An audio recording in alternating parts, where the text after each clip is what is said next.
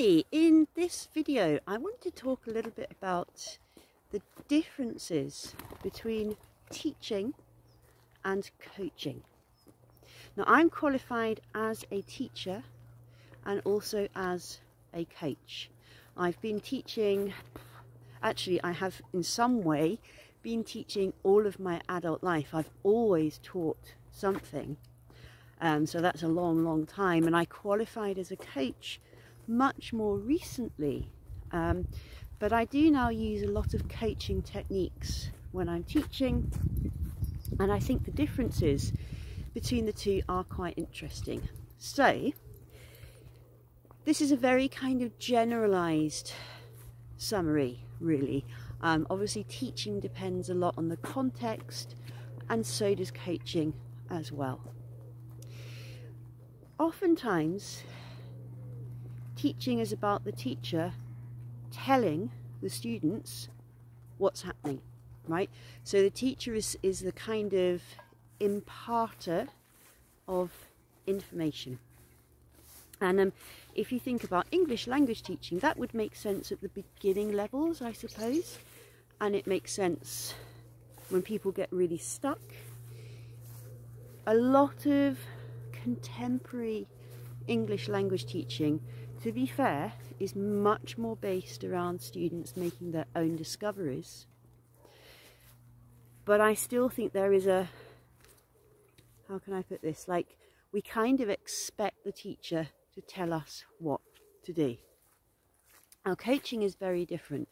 Coaches shouldn't really, unless they are asked, tell their clients what to do. The coach's job is to help the client uncover the right thing to do. So the basic premise with coaching is that the client has all the answers, the client has all the information they need, they just need help finding it. So in a way, I guess that's kind of similar to some contemporary English teaching, where we help the students uncover patterns, or we help the students to notice stuff. But with coaching, I think it's much freer, and it's much more based on asking really intelligent questions to help the client really get to the root of their problem.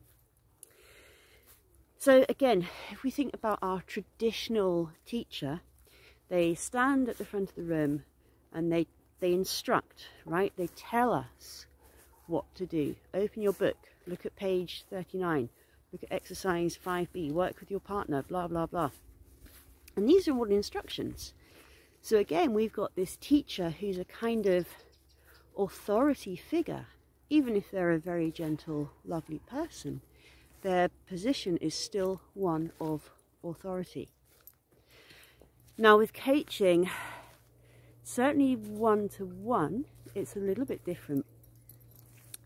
Really, it's the client who has got the answers, and the coach is really there just as a facilitator and almost as a kind of mirror for the client, so they can see what's happening inside of them. But again, there's not very much instruction, and there's not very much of this kind of power thing that we tend to get with teaching.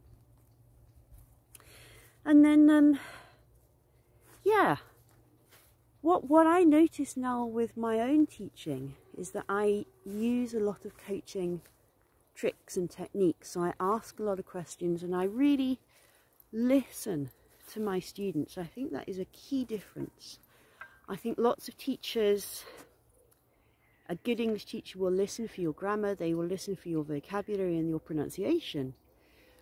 But sometimes they're not really listening to you. They're not really listening to your thoughts and your feelings, and they might not be very sensitive to when you're stopping to think and when you genuinely need help. So for me as a teacher, I guess what coaching has given me is a much deeper understanding of what's going on inside a person's mind. So I am better able to leave them alone to think when they need to, because sometimes people need to think. They need space to think. And I think a lot of teaching perhaps doesn't allow that, because as teachers we sometimes worry, oh, they haven't said anything, oh, they must be stuck, I'm going to rescue them with my answers. So I guess if I had to sum this video up, teachers traditionally holders of power, holders of information, they instruct and the students listen. Coaching, much more based on what the clients want and what they need, and really helping them to uncover what's going on for them. And me, somewhere in the middle. If I've got an exam student, there are times when I have to tell them what they need to do because they have to pass their exam and they need to know. But I'm much more able to sit back and listen to the student and let them find their own answers.